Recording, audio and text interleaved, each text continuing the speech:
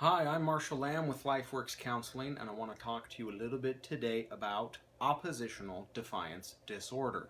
You're not the boss of me! Yes, I am! No, you're not! Yes, I am! I am your father!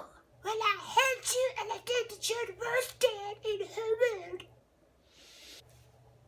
When I talk about oppositional defiance, I kind of like to talk about it just in general behavioral terms.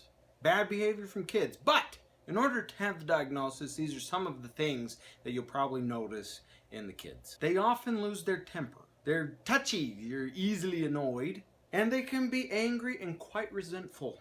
But the big thing with the defiance part of it is, as it says, they are defiant, especially with authority figures. They do not like to comply with rules, and often they deliberately annoy people. And you'll find also that they blame others for their mistakes, and that they are vindictive, they seek revenge.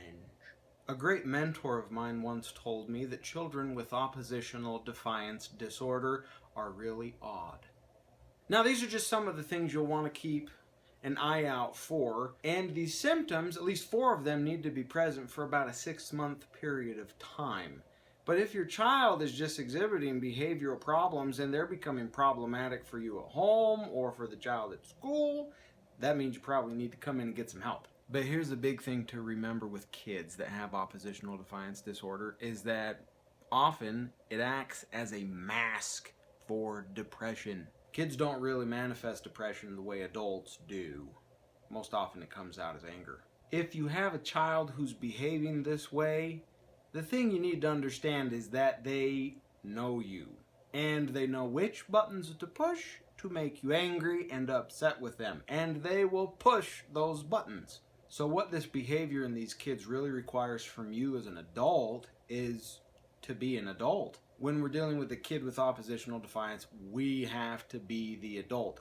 Firm boundaries are so important, and they need to be consistently enforced. Now, I'm a parent of 3 children. I know how hectic it is to raise any child at all. So the things I like to employ to help parents deal with children with behavioral issues are simple. They're straightforward, easy to implement. And honestly, you do not have to yell at your children or hit your children to get them to be compliant and change unwanted behavior. You simply don't have to. There's other measures that are more appropriate for the kids than hitting and yelling.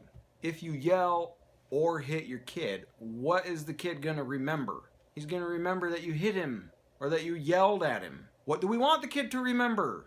Well, we want him to think about what it was he did in the first place that got your attention. If you yell or hit, you're just going to get in the way of them focusing on the lessons they need to learn. So bring your children in and then we commence with the face punch.